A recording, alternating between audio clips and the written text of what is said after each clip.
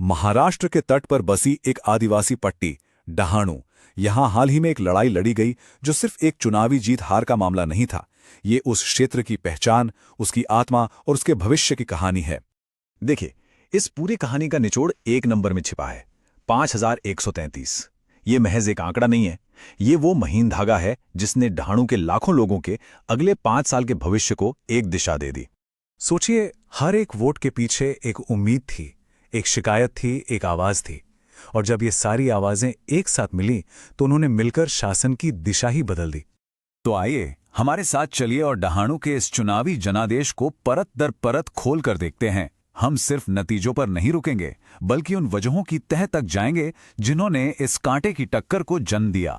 तो सबसे पहले बात करते हैं नतीजों की। गिनती वाले दिन आखिर हुआ क्या, तस्वीर क्या बनी? मुकाबला वाकई बहुत करीबी था। एक तरफ थे सीपीआईएम के विनोद निकोले, जिन्हें 47% से ज्यादा वोट मिले, और दूसरी तरफ बीजेपी की मेधा सुरेश, जो लगभग 45% पर थीं। अंत में जीत और हार का फैसला सिर्फ 2.3% के मामूली अंतर से हुआ और बाजी विनोद निकोले के हाथ लगी। लेकिन देखिए, असल कहानी इन वोट प्रतिशत में नहीं बल्कि इस बात में छिपी है कि कितने लोग वोट डालने के लिए बाहर निकले। 2019 के मुकाबले 2024 में 55,000 से ज्यादा लोगों ने वोट डाला। ये सिर्फ एक नंबर का उछाल नहीं था, ये इस बात का संकेत था कि डहाणू के लोग बदलाव के लिए कितने बेचैन और सक्रिय हो चुके थे। तो सवाल उठता है कि ये जो इतने सारे नए वोटर आए, ये हैं कौन? इन नंबरों के पीछे के लोग कौन हैं? उनकी दुनिया कैसी है? इसको समझने के लिए हमें डहाणू की मिट्टी को, वहां के लोगों को समझना होगा। डहाणू सिर्फ एक चुनावी क्षेत्र नहीं बल्कि आदिवासी विरासत का एक जीता जागता केंद्र है। यहाँ वाली और कातकरी जैसे समुदायों की जड़ें बहुत गहरी हैं। इनकी जिंदगी जमीन, जंगल और समुंदर से बंधी हुई है। खेती और मछली पकड़ना ही यहाँ की अर्थव्यवस्था की रीढ़ है, और ये सब एक बहुत ही नाजुक पर्यावरण के बीच बसा हुआ है। तो अब जब हम इस जगह की बुनावट को समझ गए हैं, तो चलिए उन मुद्दों पर गौर करते हैं, उन शिकायतों पर जो लोगों के मन में थीं और जिन्होंने इस चुनाव को एक नई दिशा दी। यहीं पर हमें याद रखना चाहिए कि किसी भी लोकतंत्र में हर नागरिक को गरिमा के साथ अपनी बात रखने का अधिकार है। ये एक संवैधानिक मूल्य है जो हमें जिम्मेदार संवाद के लिए प्रेरित करता है। एक बात साफ थी, ये चुनाव किसी बड़े राष्ट्रीय मुद्दे या नारों पर नहीं लड़ा जा रहा था। ये लड़ा जा रहा था गांव गली की असल समस्याओं पर। लोगों की सबसे बड़ी चिंता थी रोजगार की कमी और उन सरकारी योजनाओं का फेल होना जो उन तक सही तरीके से पहुंच ही नहीं पा रही थी। अब जरा इस बात की गहराई को समझिए। जब जनता सरकार के नाम वाली चीजों को ही लौटाने लगे तो ये सिर्फ एक विरोध नहीं होता, ये एक संदेश होता है। एक सीधा संदेश कि अब बस बातें बहुत हुई, हमें असल बदलाव चाहिए।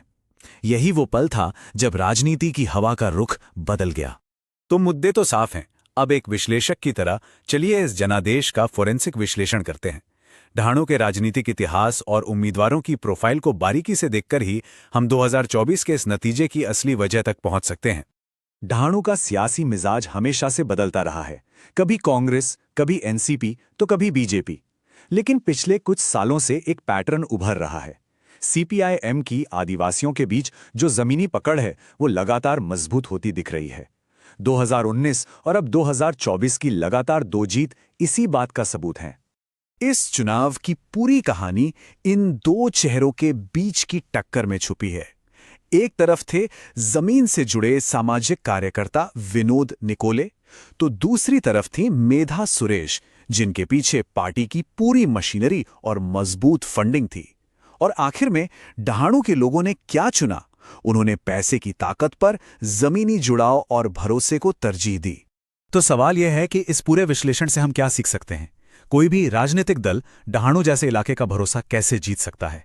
इस विश्लेषण से एक मजबूत रणनीतिक ढांचा उभर कर आता है, जिसे भविष्य के लिए एक रोडमैप की तरह देखा जा सकता है। इस रोडमैप को चतुर्मुख सिद्धांत कहा जा सकता है। चतुर्मुख यानी 4 चेहरे या 4 दिशाएं। ये कोई किताबी थ्योरी नहीं है, बल्कि लोगों के बीच रहकर लोगों के लिए राजनीति करने का एक 360 डिग्री प्रैक्टिकल मॉडल है। ये सिद्धांत 4 मजबूत पिलर्स पर खड़ा है। पहला स्तंभ है जमीन, मतलब बूथ लेवल तक संगठन को फिर से खड़ा करना। दूसरा, पहचान, लोगों की संस्कृति, उनके प्रतीकों से जुड़ना और उनका सम्मान करना। तीसरा है आवाज। उनके असल मुद्दों को, नौकरी, जमीन, अधिकार, इनको अपनी आवाज बनाना। और चौथा जुड़ाव, मतलब जमीन पर तो काम करना ही है, साथ में डिजिटल माध्यमों से भी उनसे कनेक्ट रहना है।